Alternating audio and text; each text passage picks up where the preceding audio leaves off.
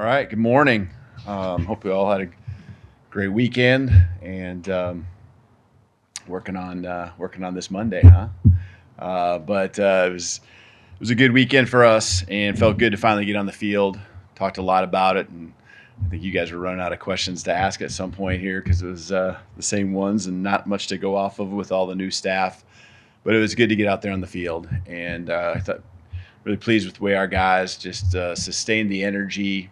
I'm not talking about just during the game, but really all week long, and got more and more excited. And then just really from the beginning to the end, a lot of focus.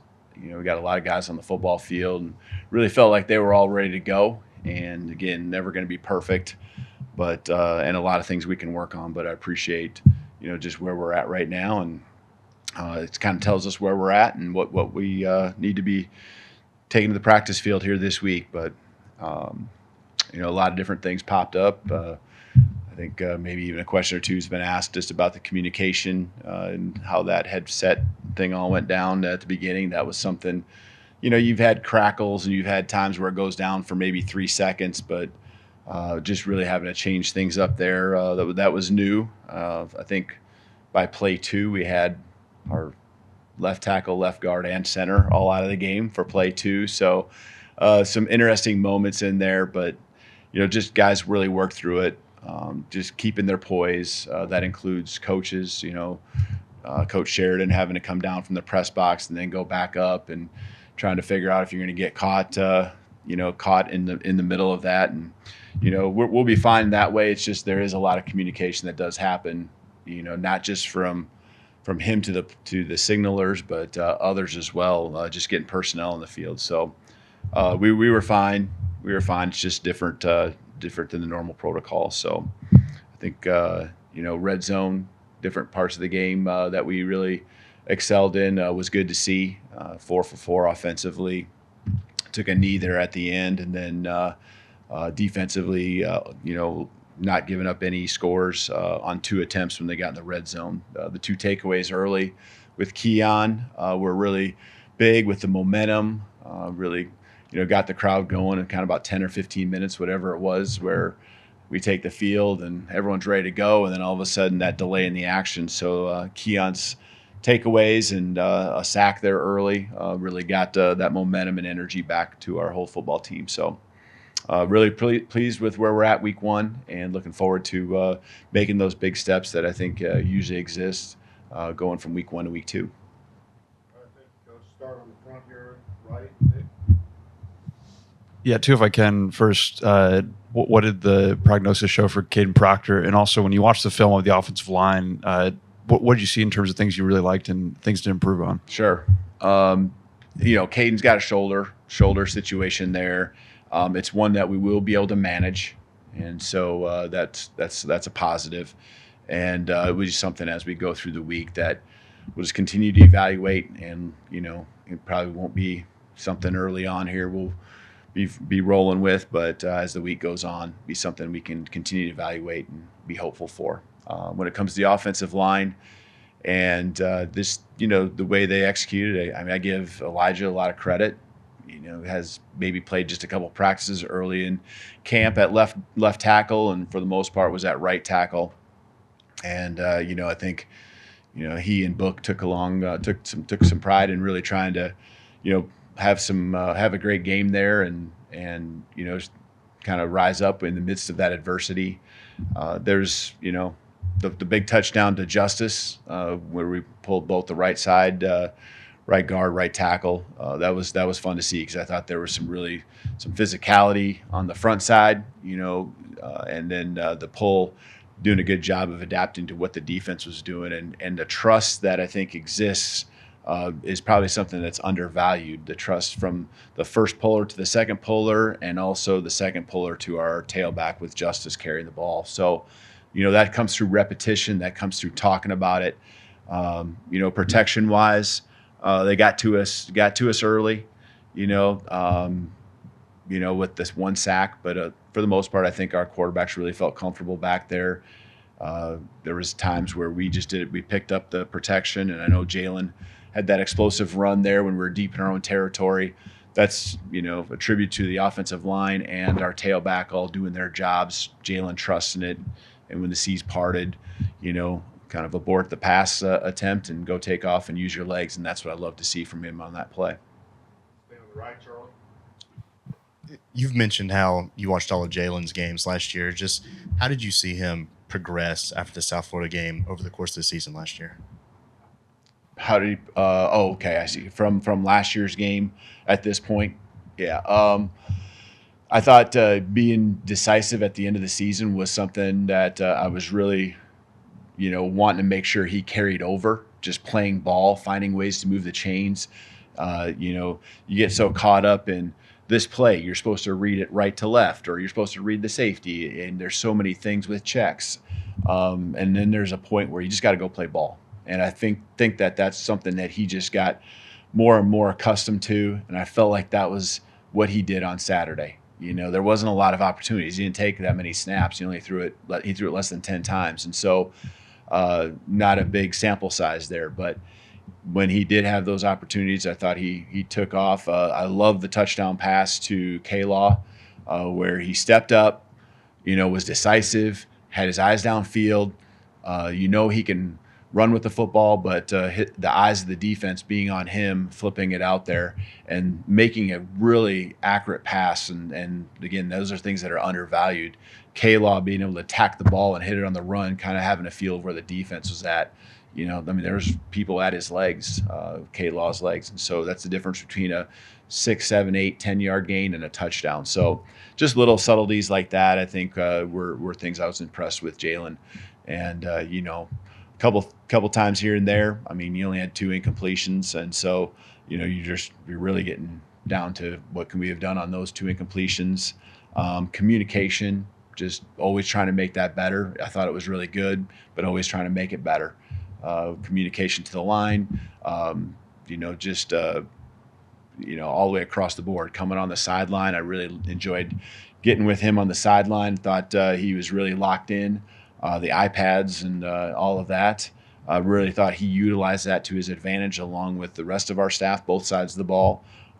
Really kind of a game changer when you look at it and getting that instant feedback, that instant information to confirm what you thought happened and be on the same page and be able to move forward. So, again, some good steps, obviously early in the season. Katie on the left front row. Kane talked about how important it was going to be for guys to have to manage their time this week, with this being the first kind of real game week, Sunday to Saturday. Just for most of the guys, it being different, having the Sunday practice, just kind of how did you see them respond to that yesterday, or kind of what was it like them starting their game weeks? Yeah, I think, early would be this fall camp or even the summer when kind of I showed them the schedule of what a normal week would look like. They're kind of maybe wondering what Sunday was going to be all about, but I think they went through it and really, felt good about putting last week's game kind of to bed, it being over, and getting a little bit of work in, even to kind of maybe just a couple things that they can identify when they're watching film now that we threw at them or showed them yesterday, just real late in the day. And so, I think they feel like they probably got a head start, and now today's a day where, they're off their feet and really kind of getting their bodies back to where tomorrow morning you turn around, you got a lot of good energy. And so I think they see the way the schedule comes together now to benefit them. And doesn't mean that you can't do it other ways, but that's just how we make it all work together.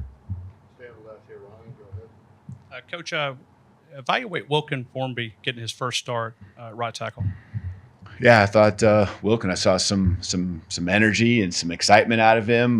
We had some big plays there, and love that. He's, I thought from a game standpoint, very pleased with the steps I feel like he's taken since not just even spring ball, but even through fall camp. It's always about progress, right? It's always about improving, and he is certainly doing that. He's raising his level of physicality, he's raising his level of communication and talking and being on the same page with Jaden next to him. And so, I thought there was physicality. I think there was some, I used the word decisiveness with the quarterback. I felt like he was very decisive and really never looking uncomfortable on, okay, I'm supposed to block this guy, or, assignment wise. Coach Cap, I think, had all those guys really locked in, and Wilkin would have been a part of that. So good place to start the season with his effort and execution here after week 1. Back over the right side, Matt. Have you seen any extra level of energy from some of the guys who were back from last season for this game after what was almost a disaster last year? You talking about disaster last year? You talking about the USF game, or we haven't. I think there's a piece they probably remember, but I didn't experience that with them, and so it's not like I'm really drawing on that.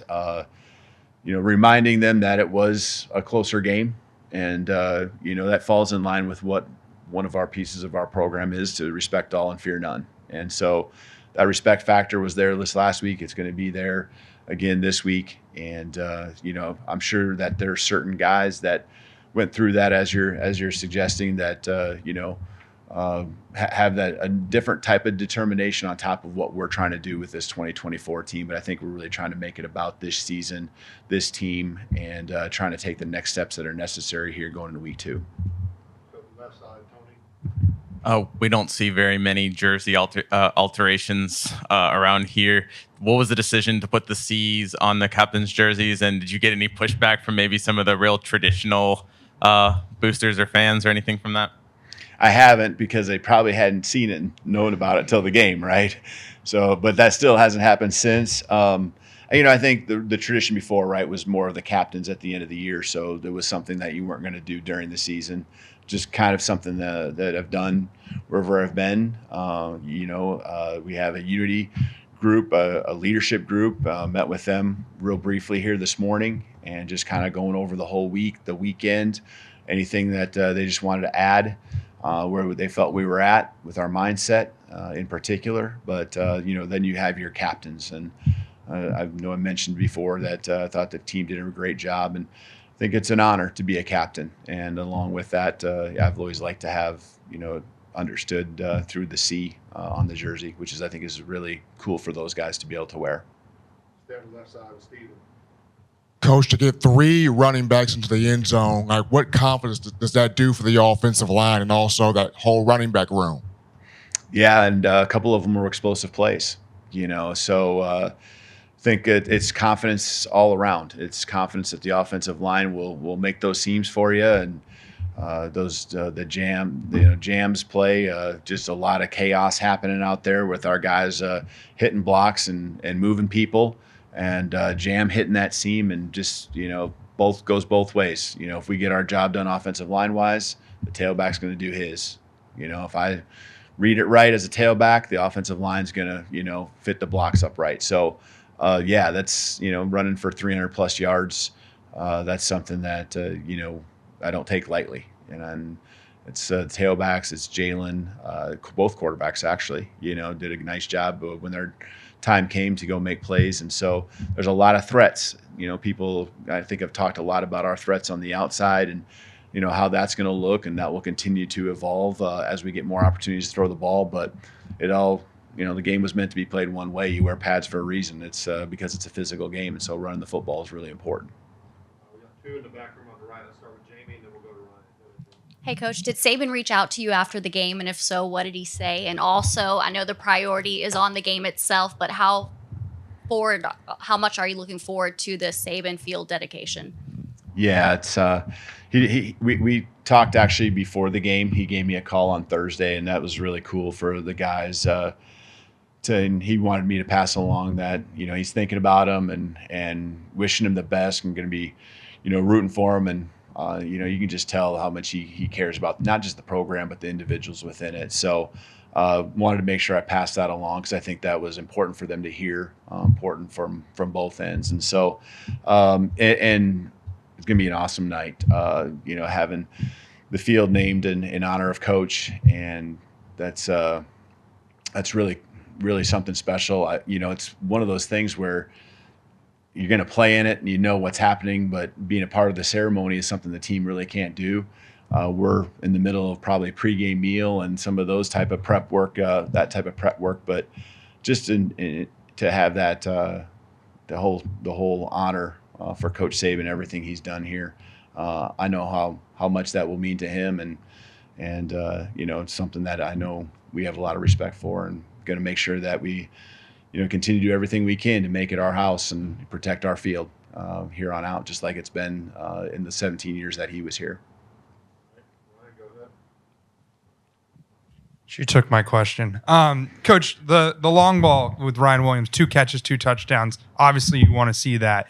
Do you ever worry about a home run ball? And when stuff gets hard in the past, maybe stuff gets hard and you can't make those short passes because you rely on the home run ball. What's your thought on that as the season progresses? Yeah, no, I mean, that's just part of the progression, and the progression took Jalen to Ryan. That's not the beginning of the progression on the first touchdown, and in particular, well, both of them. It was a later part of the progression, and that says a lot about a lot of things. It says that the line did a good job protecting and giving him time with our tailback, and then in both of those routes concepts, Jalen really working through the read and working till the very end. It might not have been the very last on one of them, but it says a lot, just thinking about Jalen and getting to Ryan, especially on the second touchdown. That's coming across the middle, putting it where it needed to be.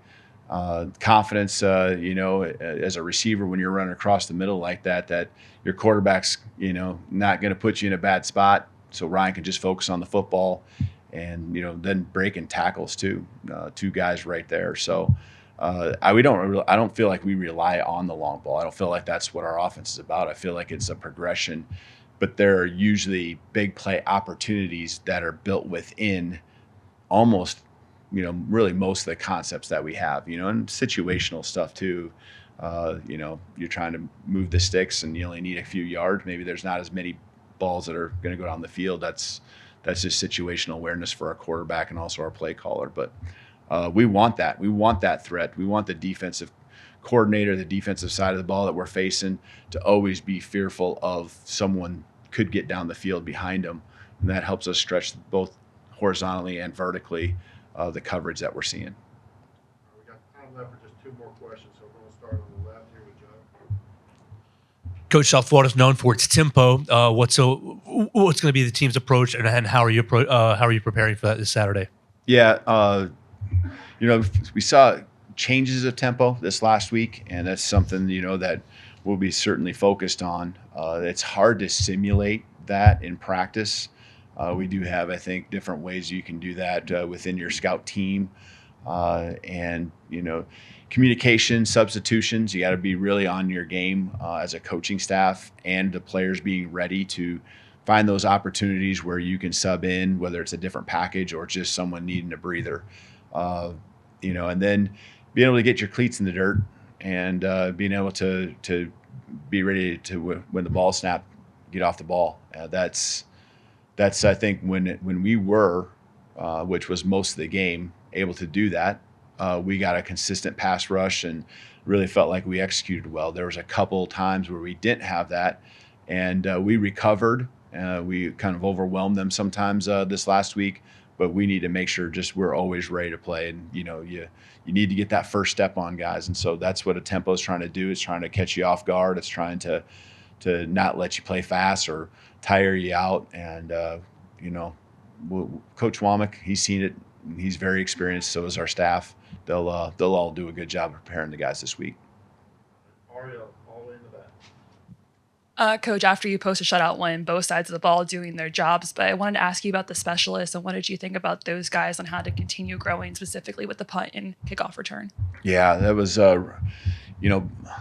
Burnup's just had a really good fall all in all, and it did not surprise me that he was over 50 yards per kick. Did a nice job all night long. The snaps were all really good. Made all our kicks, the coverage units and everything. Got more touchbacks even as the game was going on. So I think our guys just got more uncomfortable. That was across the board, but it's specialists, especially the new ones that are, the kicking piece that maybe haven't played in Bryant Denny before. Those guys getting more and more comfortable. Those are valuable reps for them. So even just extra points and just feeling what it's like, the depth perception and all that comes along with each stadium, but there should be a home field advantage piece to playing in your own. So all that stuff I thought was done at a high level, and so they've worked hard for it, and we expect big things out of them all year long. All right, thank you. Awesome, thank you. Roll Tide.